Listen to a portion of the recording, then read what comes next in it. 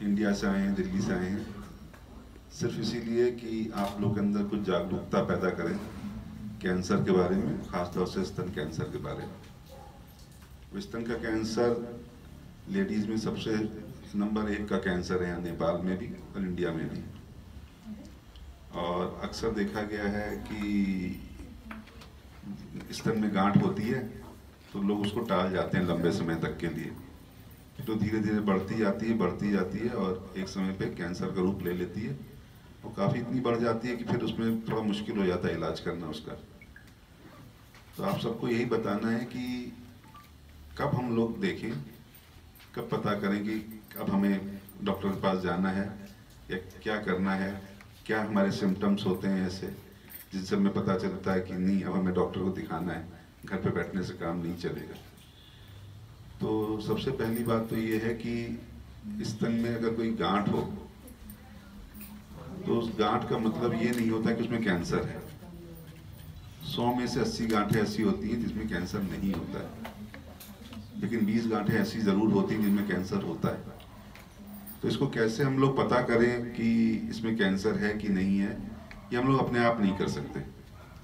इसके लिए हमें किसी डॉक्टर को दिखाना ही पड़ेगा। अभी सबसे इम्पोर्टेंट बात है वो कौन सा डॉक्टर है जिसको दिखाना है।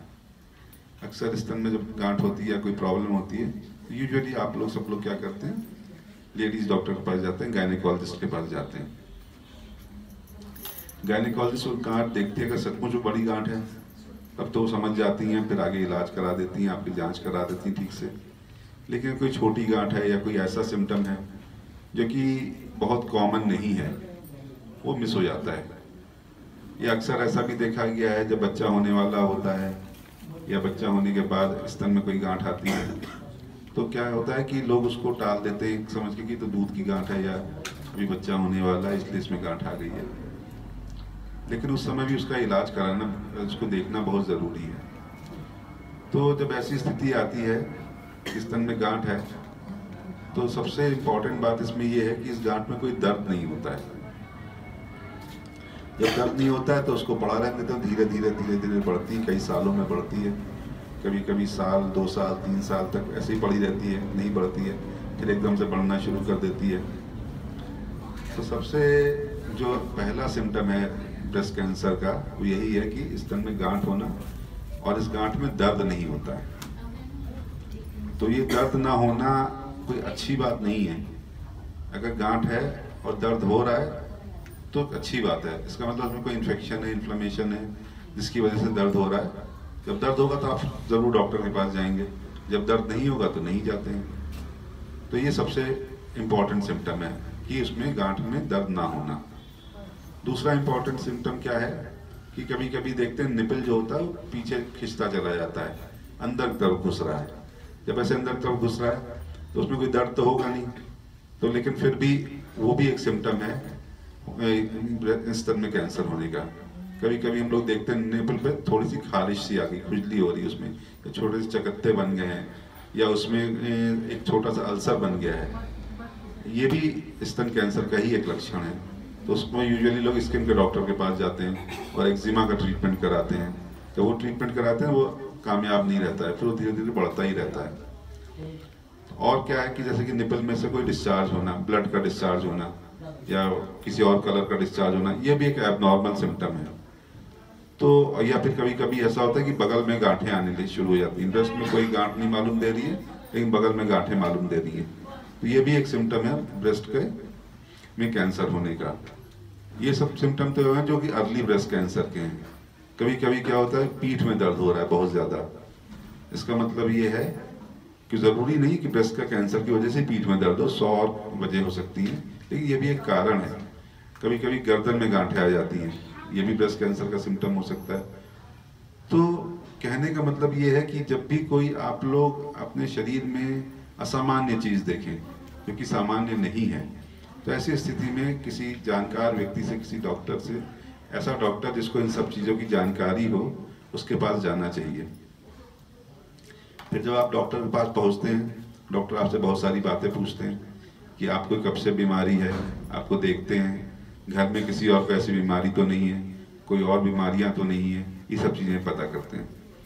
जो ब्रेस्ट कैंसर है उसमें कभी कभी ऐसा होता है, ये पारिवारिक उसमें चलता है, जेनेटिक होता है कि जीन्स में होता है, और वो आपके से पूछेंगे आपके पिताजी को कोई बीमारी तो नहीं थी ऐसी कैंसर की, या माताजी को तो नहीं थी, या उनकी तरफ कोई बुआ मौसी नानी इन लोगों को कोई ऐसी बीमारी तो नहीं थी, क्योंकि अगर इन लोगों को बीमारी ऐसी होती है तो आप में होने के चांसेस थोड़े ज़्यादा होते हैं।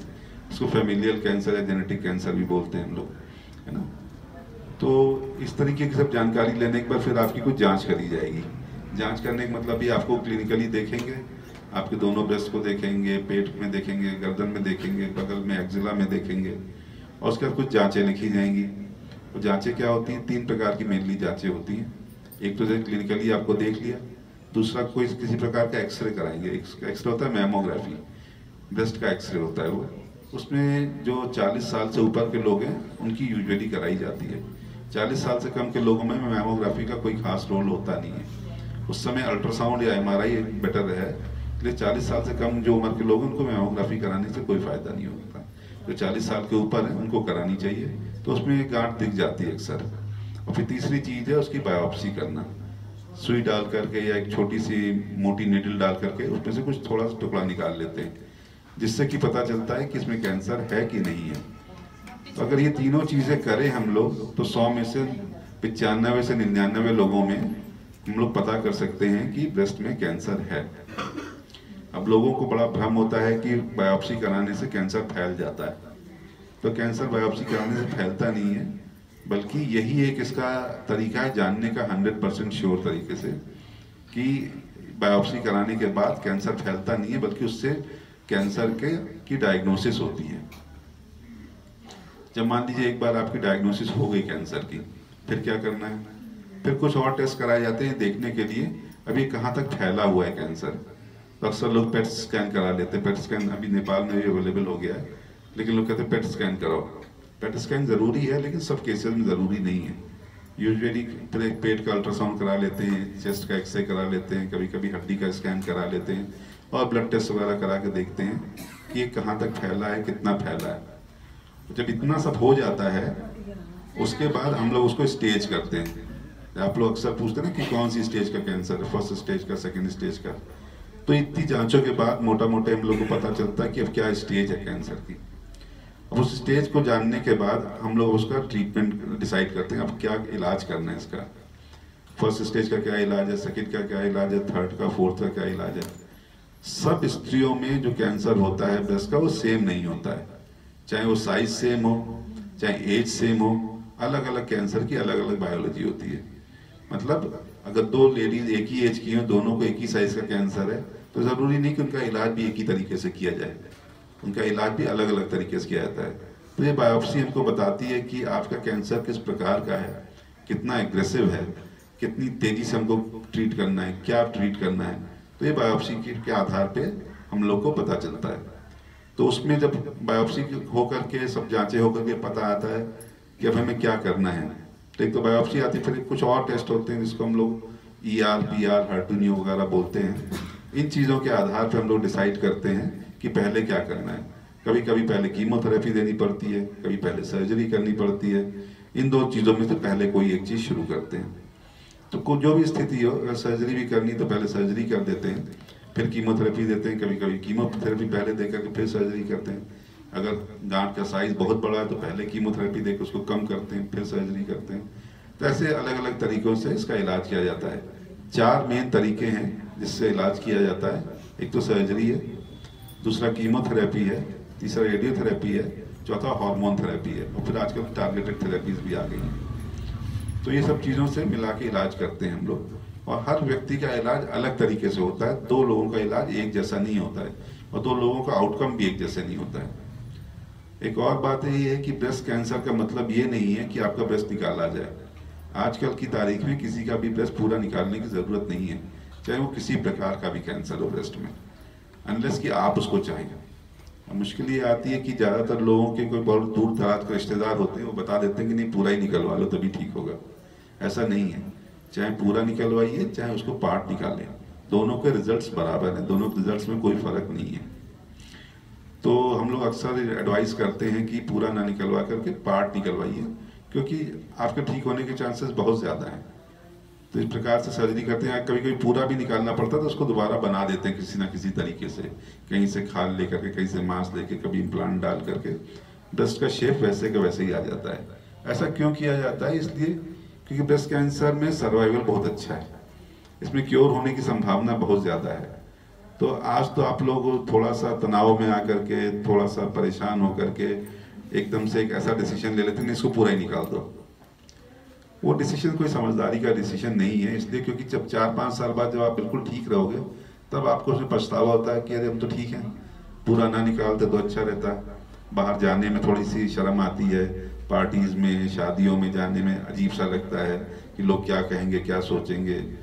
जो अपीयरेंस है उसमें उससे थोड़ा सा आपका सोशल स्टेटस और थोड़ी सी साइकोलॉजी पे, मानसिकता पे फर्क पड़ता है।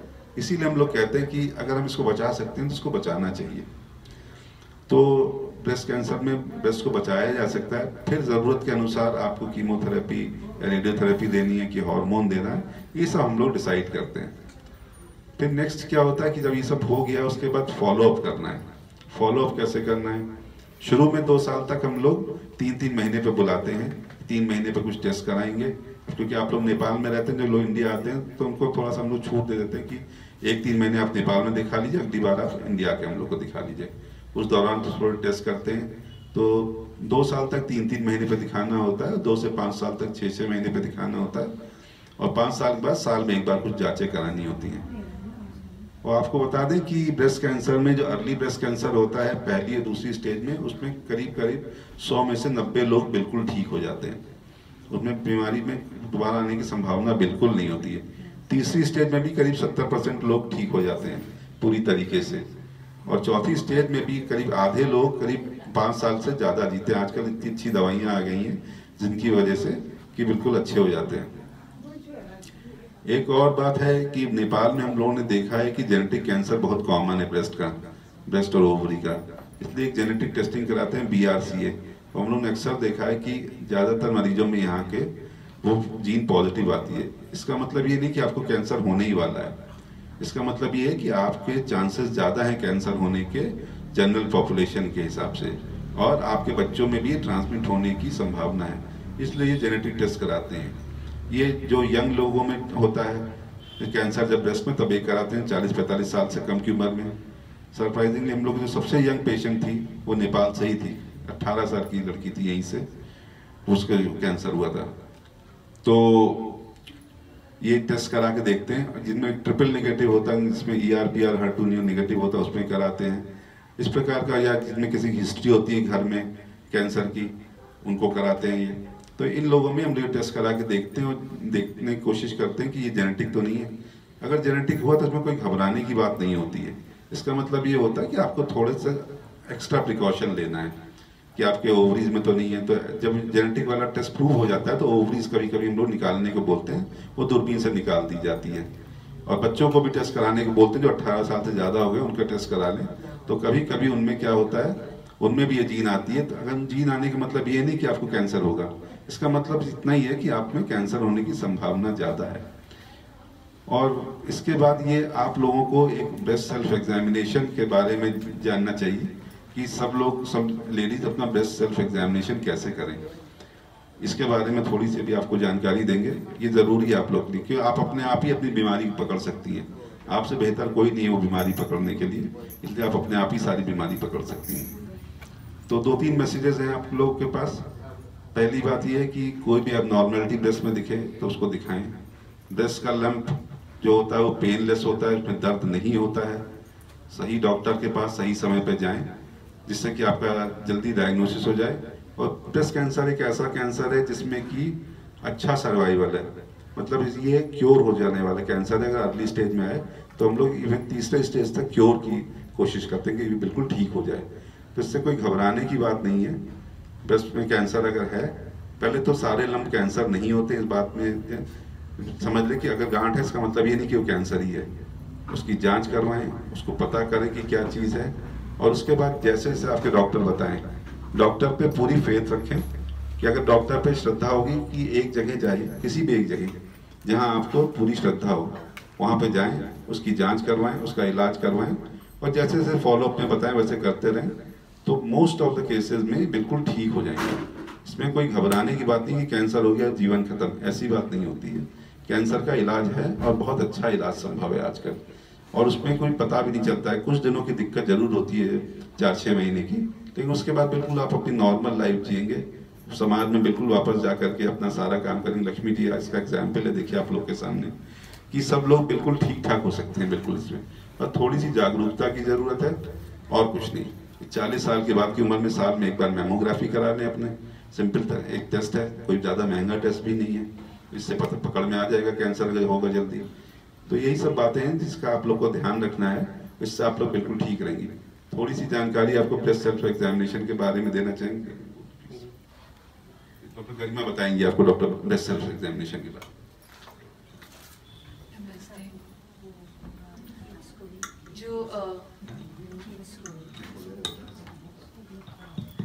नमस्ते। आज मैं आपको ब्रेस्ट सेल्फ एग्जामिनेशन के बारे में बताऊंगी। ब्रेस्ट सेल्फ एग्जामिनेशन मतलब अपने हाथ से ब्रेस्ट को चेक करना, ठीक है। तो 1 महीने में आपको एक बार करना होता है ये। एक बार जिनको महीना आता है वो महीने के 5 खत्म होने के 5-7 दिन के बाद कर सकते हैं। जिनको महीना नहीं आता है वो कोई भी दिन महीने का चूज करके अपने फ़ोन पे अलार्म सेट कर ले या रिमाइंडर सेट कर ले और हर महीने पे उसी दिन पे वो एग्जामिनेशन कर ले। करने के लिए आपको कोई सामान की भी ज़रूरत नहीं है, अपने हाथ से ही करना है और सिर्फ 3 उंगलियों की ज़रूरत होती है। उंगलियों के इस वाले हिस्से से आपको ब्रेस्ट को देखना है। जैसे घड़ी होती है जिसमें पूरे 12 से लेकर के घूम करके वापस 12 पे आता है, तो ब्रेस्ट को वैसे ही एग्जामिन करना है, हर एक पार्ट को अच्छे से जांच करना है। तो आप कब कर सकते हो? जब आप नहाते हो तो आप कपड़े बदलते हो तो आप कोई भी मिरर के सामने खड़े हो जाइए। पहले जो है आप सिर्फ देखिए कि आपको कोई गठान या कोई लाली या कोई प्रॉब्लम तो नहीं नजर आ रही, ठीक है। फिर जो है आप ब्रेस्ट को 3 उंगलियों से दबा कर करके देख लीजिए कि अगर आपको कोई दिक्कत महसूस हो रही है हाथ लगाने पे, फिर आप अपने हाथ ऊपर करके देख लीजिए, ठीक है। और कभी कभी अगर आप सोते वक्त कर रहे हो तो आप सोते हुए भी देख सकते हो। बगल को इग्नोर नहीं करना चाहिए। जो हमारे अंडर आर्म्स होते हैं उसमें भी कई बार ब्रेस्ट में गांठ नहीं आकर के अंडर आर्म्स में गांठ आती है, तो आप अंडर आर्म्स भी एग्जामिन कर लीजिए, ठीक है। समझ लीजिए कोई बहुत बुरा व्यक्ति है जो खुद से नहीं कर पा रहा, तो वो घर पे किसी भी और महिला या अपनी कोई भी दोस्त जो जिसपे वो ट्रस्ट करते हैं वो उससे कर सकते हैं। ये आपको इनिशियली जब आप शुरू करोगे, जैसे आपका महीना शुरू होता है या फिर जिनके लड़कियों के, तो आपको 5-7 मिनट लगेगा, पर करते करते आपको आदत हो जाएगी तो आपको 3-4 मिनट से ज़्यादा नहीं लगेगा। और महीने में एक ही बार करना है और ये आपके लिए बहुत यूजफुल होगा क्योंकि आपको अपनी बॉडी का सबसे ज़्यादा अच्छी तरीके से पता है। तो अगर आपको अपनी बॉडी का नॉर्मल पता होगा तो कोई भी अबनॉर्मलिटी आप जल्दी डिटेक्ट कर पाओगे, तो कोई भी प्रॉब्लम नहीं होगी। और 1 महीने में एक बार 3 मिनट तो अपने लिए कोई भी निकाल सकता है। तो ये बहुत ही इम्पोर्टेंट चीज़ है। और इससे क्या है, अगर कुछ भी प्रॉब्लम हुई, कोई नॉर्मल गांठ भी हुई, तो वो आप जल्दी डिटेक्ट कर पाओगे और जल्दी उसका इलाज हो सकता है। ज़रूरी नहीं है कि वो गांठ कैंसर की हो, कोई फैट की हो सकती है, कुछ भी, तो वो जल्दी डिटेक्ट हो जाएगा। ठीक है, धन्यवाद। एक बात और आप लोगों को बताना है कि जरूरी नहीं कि ब्रेस्ट कैंसर खाली लेडीज में ही होता है, जेंट्स में भी ब्रेस्ट कैंसर होता है। 1% लोगों में, 100 में से एक व्यक्ति में जेंट्स में ब्रेस्ट कैंसर होता है। उनका इलाज भी वैसे ही किया जाता है जैसे लेडीज का किया जाता है। आप लोग को कोई सवाल हो तो हम लोग से पूछ सकते हैं।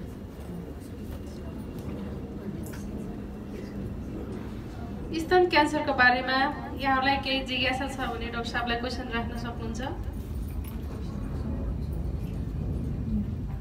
केही कुराहरू सोध्नु पर्ने छ हामीहरूलाई।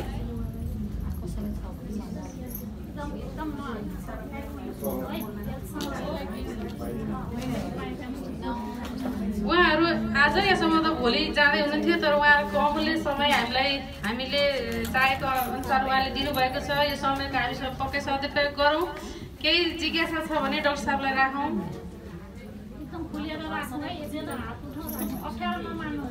अप्ठ्यारो नमानौँ, हामीहरू सबैलाई लाग्ने रोग हो यो होइन। यो रोगबाट बच्नको लागि बचाउनको लागि हामीहरूमा आज डाक्टर साहब आउनुभएको छ। अप्ठ्यारो नमानिकन सङ्कोच नमानिकन आफ्नो प्रश्नहरू राखौँ, जिज्ञासाहरू राखौँ।